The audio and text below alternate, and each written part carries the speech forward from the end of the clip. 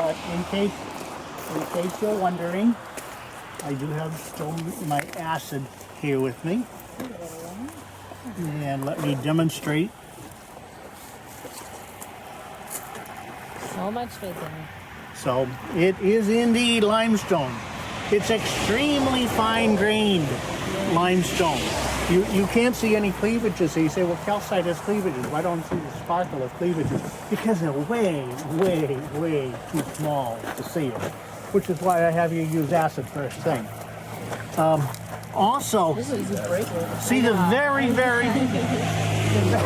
very thin layers here. This is very much like today's Florida Bay. If you ever go to Florida Bay, just south of between the Everglades and the Keys, it's an extremely fine-grained limestone mud. And you'll stir it up and the water will get all cloudy and white.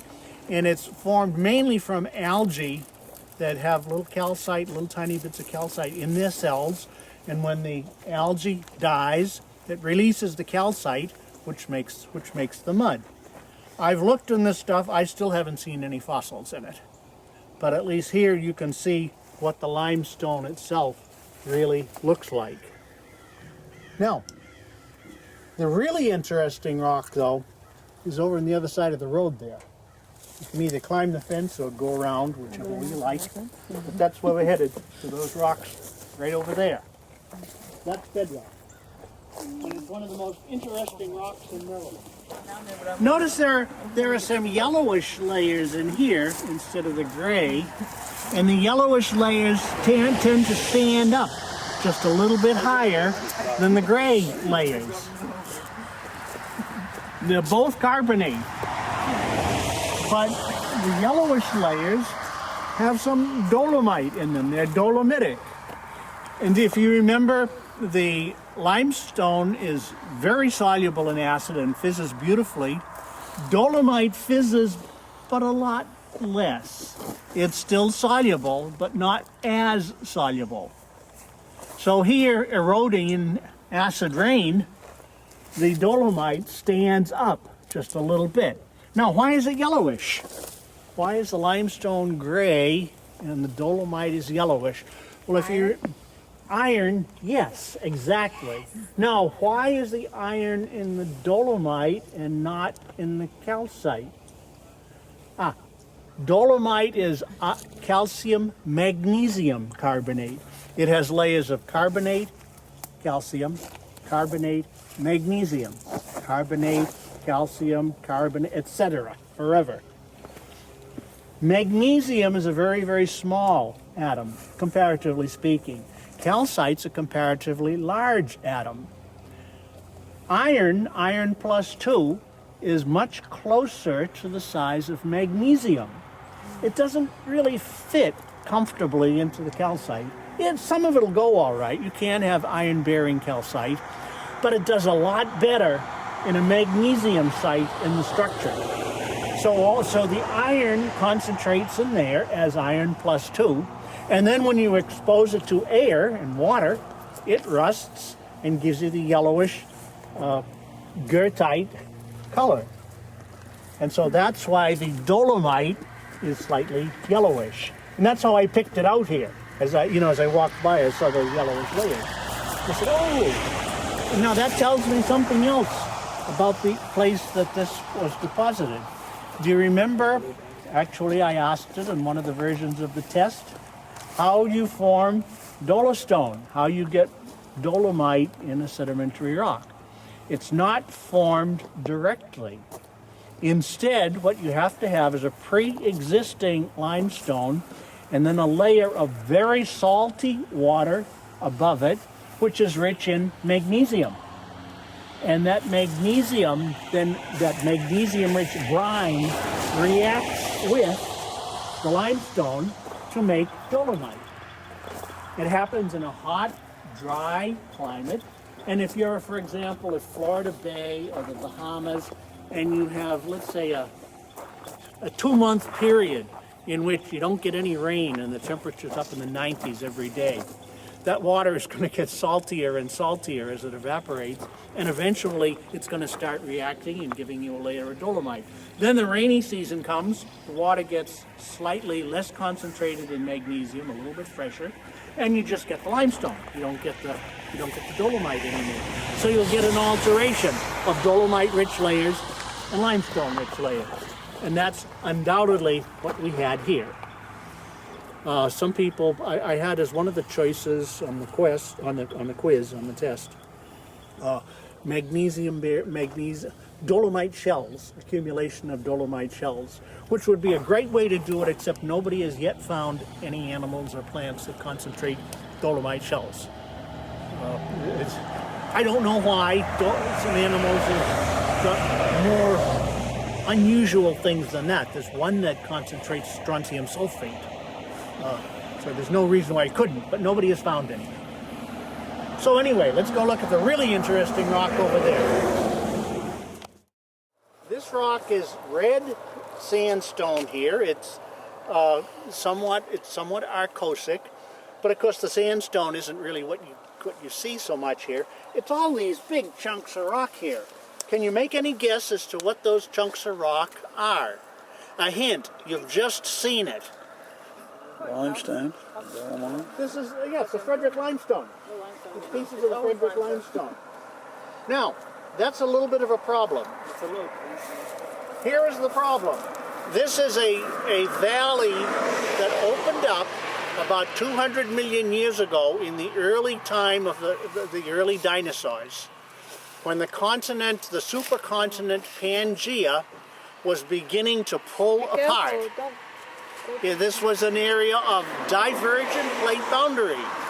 And in that divergent plate boundary, as it pulled apart, one slice of the Earth's crust started sliding down along a fault, opening up a valley. And as the valley opened up, it filled up with sediment from either side. One side of the valley is right over there, that hill that you see over there. There's a big fault with probably a mile displacement on it. That is, one side dropped down a mile. It's very much like the present-day Owens Valley in California, where the Sierra Nevada rises on one side and the valley sinks down on the other. Okay, still, there's nothing surprising about that. What is the problem? If you look at the rocks over there on the other side of the fault, they are metamorphosed basalt, greenstone. And if that is a cliff of greenstone over there, that's what's going to be supplying most of the material dropping into the valley. It's going to be coming down in streams and boulders, in angular pieces of rock, just getting dumped along the side of the valley. But that's not what we see. There's no greenstone here. It's almost all limestone. If you go a little bit further north along the valley here, you find that it does change a little bit. You find the same sort of conglomerate, except that there it's mostly quartzite pebbles. Still no greenstone, which is what you find on the hillside there. Why is that? What's going on here? Why isn't it full of greenstone? Okay, there's the question. Now, here's the answer. All right, I think it is. This, by the way, is not from any guidebook. This is not from any particular thing that I've read about it. This is just from observation, right here and over there. And the observation that the greenstone is there now tells me that that greenstone at the time that this was deposited wasn't there. When the valley started opening, and this is the bottom of, this is some of the lowermost sediment in the valley. We're close to the bottom of the pile. And when the valley first started, on the other side was Frederick Limestone. It kept moving. Then the Frederick Limestone ended up all eroded away on this side. And then quartzite came in, which is a lower piece of rock, like the quartzite we saw up at the top of Sugarloaf Mountain. And it kept going, and the next rock below that is greenstone.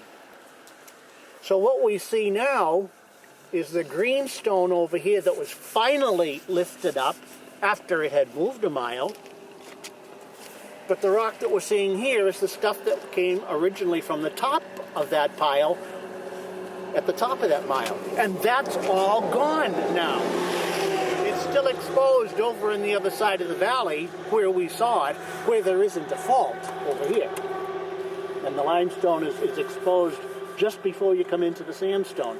Over here, though, you find it in the bottom, showing that it was limestone exposed over there at the time. Now, as I said, this is not in any particular book. This isn't in any article. Or it may be in somebody's article. I don't know all the literature. But you don't need to have the article. You can look at it just from the evidence that you see here in the rocks. You know, when I tell people that geologists read the rocks like a book, this is exactly the sort of thing I'm talking about, where you can work out what's been going on here from the evidence that you see in the road cuts. So do you follow my reasoning? Yes. If you've got any other way to do this, let me know. Because I've given you all the evidence I have for this and the conclusions that I've drawn. If you can come up with a better explanation for why this is limestone and not greenstone, which you've got over there, I'd be delighted to hear it. And then we'll have to decide to see if we can find evidence. But it seems to me fairly obvious that this is the way it was. Okay? That's all I want. This, by the way, is a part of a whole series of valleys that runs all up and down the east side of the United States when the Atlantic first opened up. So what you're seeing here is what's called a rift valley. This particular rift valley started opening up and then stopped. It's a dead rift. It's not faulting anymore. If you go a couple of 100 miles to the east, one of those rift valleys is now the Atlantic Ocean, and it's still getting wider. So that particular divergent plate boundary, you start out with several different places where it's splitting apart. Most of them die off. One of them continues to open. You can find the same thing, by the way, if you go over to the African coast. The rift valleys over there would be the same age and of the same nature, and they've stopped moving too. So this is the opening, it records the opening of the Atlantic Ocean. Now, it's the breakup of the supercontinent of Pangaea. We've already seen evidence for the assembly of Pangaea in the folding that we saw further east and the folding that's further west. All of the folding that you see in these mountains, in the Appalachians, is because of the convergent plate boundary that existed here going up to 250 million years ago. At 250 million, the two sides finally collided, and you raised that big, enormous mountain range running along the Washington-Baltimore corridor. Actually running all the way from Atlanta up into Canada. One gigantic mountain range. So it was assembled 250 million years ago, and then a few tens of millions of years later, it started to pull apart again, and we opened up the Atlantic. How would you explain the location then? The location? Yeah, this is like a dead area of limestone. Oh, these are pieces of limestone that broke off the cliff over there, except that the limestone is all gone over there because it's now a mile high in the air, and all of that rock is so gone. How did this get here then? Oh, it washed off. It washed off the cliff. Oh, okay. And piled up at the bottom. It's called a fanglomerate. If you go out west and look at the east side of the Sierra Nevada, you'll see at the base of the Sierra Nevada there are these big fan-shaped sort of dryland deltas that result from all that junk washing down off the mountain and piling up at the base of the mountain range. And that's exactly what happened here. There was a Sierra Nevada type mountain range right there immediately to our west. You know, that might have been several thousand feet high over there. If you were here when the fault was still active. And it would have been earthquake country too. You would have had some nice earthquakes every time the fault moves again. like they have in Nepal now. Well, except Well, that's a that's what it says, convergent convergent, boundary. not a This is the kind of fault that you get in Salt Lake City.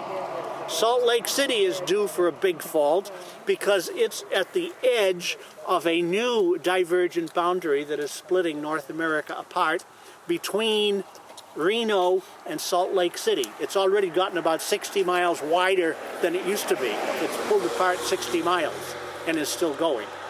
And there is a fault very much like that at the base of the Wasatch Mountains in Salt Lake City.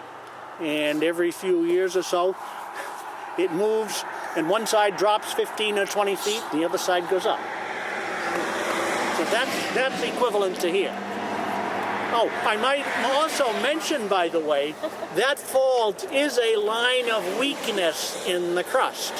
And if there are any strains and stresses involved in moving the whole North American continent westward, every once in a while, like moving a house full of furniture across the country in a moving van, you go over a bump and everything shifts a little bit. The place it shifts is going to be along the old line of weaknesses. One of those lines of weakness runs through the town of Mineral, Virginia, which is why they continue, you know, some of you people might have felt that fault, might have felt the earthquake just a few years ago. It's known they occur regularly there. That was one of the bigger ones, but every so often they'll get a little earthquake in that area because it is a line of weakness and you get little earthquakes on it. Not a big one because it's not a major crustal boundary, but just little ones. Okay, let's see if they'll open up for us now. Or we have an alternative, by the way. Point of Rocks is a little town right down there. They do have a deli. And if you'd rather, we could go to the deli. I have no idea what the deli is like. You want to go to the deli? I want ice cream. You want ice cream?